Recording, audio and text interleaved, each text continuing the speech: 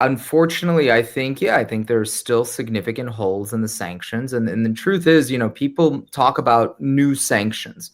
So in order for existing sanctions to be effective, you have to bring in new sanctions. If you don't bring in new sanctions, then the pre-existing sanctions actually lose their efficacy because Russia finds new ways to evade them. It finds alternative sources of income, etc. So it's not that by creating new sanctions, you are always tightening the screws. In fact, all that new sanctions are often intended to do is maintain the same level of pressure that we had before. So the Trump administration, by having failed to enact any real new sanctions other than the ones that we've just described on Russian oil, it actually makes it easier for Russia to bring in alternative sources of revenue. So you noted China purchasing Russian gold.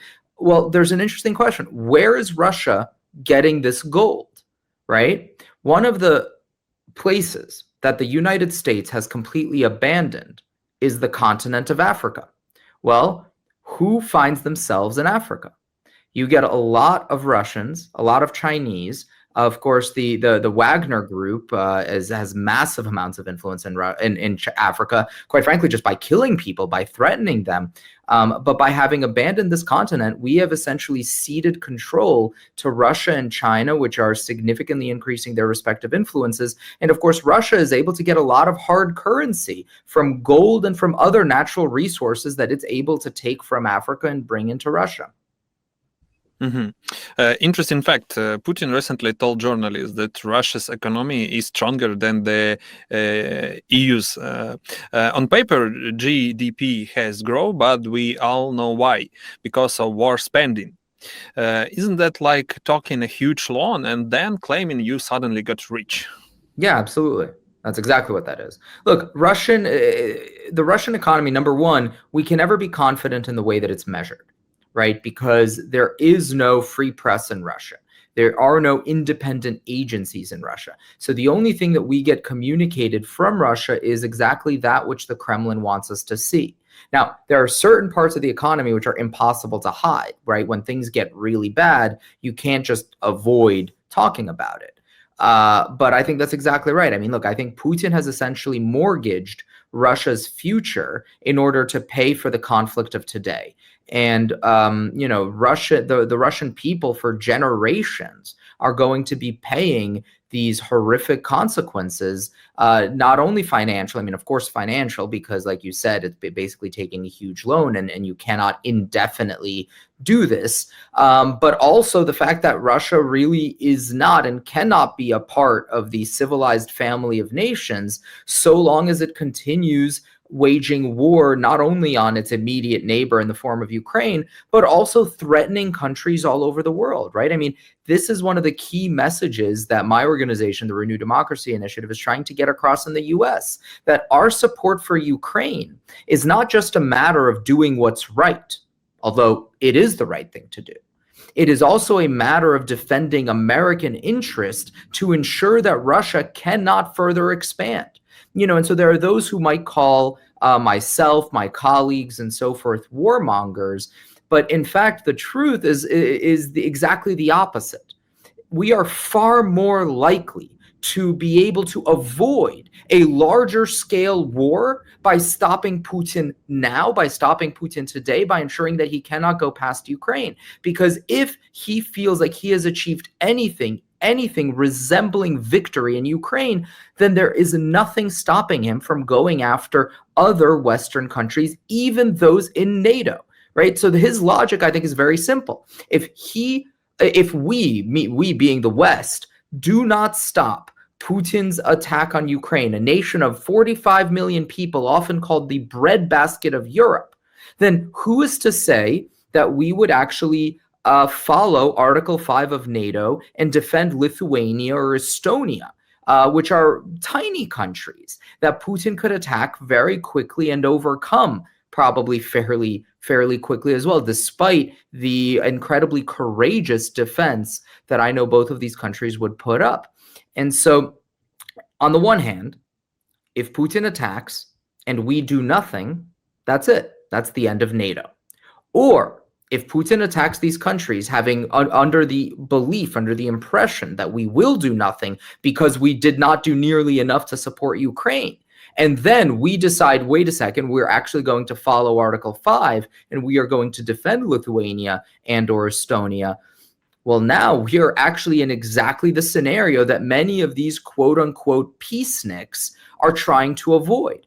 We are in a direct war with Russia, the United States versus Russia, nuclear powers against one another. And that is the outcome I am trying to avoid. That is the outcome that I think the United States should be trying to avoid by ensuring that Putin is not under the impression that he can simply attack other countries around him in Europe and beyond. I think Putin don't feel fear or low after 2014, after Crimea and then Donbass,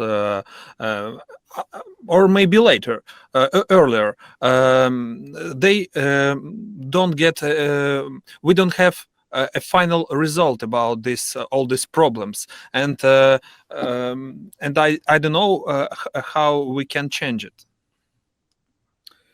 Look, the problem is that without American leadership, it's going to be very difficult to change anything on the ground.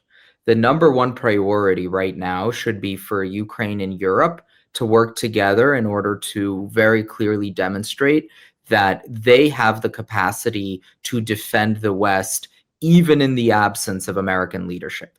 Because, this likely won't come as a surprise to you, but under the leadership of the Trump administration, I do not believe that the United States is currently going to be a reliable leader in the free world. We see very clearly through the White House's national security strategy that they do not believe that the United States should be leading the fight against dictatorial, tyrannical regimes like Putin's Russia, Xi Jinping's China, and so on and so forth. That is, in my view, one of the single greatest threats to the free world. But there might be a blessing in disguise. There is a world in which there is a silver lining to the situation, which is that Europe, the rest of Europe, I should say, Western Europe, needs to be in a position to wake up. They need to realize that the U.S. will not underwrite their security anymore, at least not for the next 2 to 3 years. They need to know that if they want to defend their people, if they want to defend their sovereignty and their freedom in the face of Russian aggression, then they have to invest properly and significantly in their own defense. And they have to be the ones who ensure that Ukraine is protected against these kinds of attacks. Precisely because if Ukraine loses, right, or not even loses, right, Ukraine doesn't even have to fully lose. But if Putin is able to gain a victory, let's say by taking significant portions of eastern Ukraine, then again, he will collect his forces for a few more years, and then he will threaten Western Europe again directly. That is what we need to avoid. And so to your question, how can we change this? Right now, the number one way to change this is to ensure that European leaders not only say the right things, and I will say that most of them are saying the right things, but that they put their money where their mouth is. Because right now, they have, if all European tanks were taken together, they have more tanks than the United States. If all European planes together with Ukraine, if all European planes were taken together, they can directly compete with the United States. So if the EU, if the rest of NATO were to act as one and were to be united and to invest properly in a coordinated fashion in their defense industry, then they could very clearly and very directly challenge Russian supremacy and ensure that Putin doesn't feel that he can act with impunity.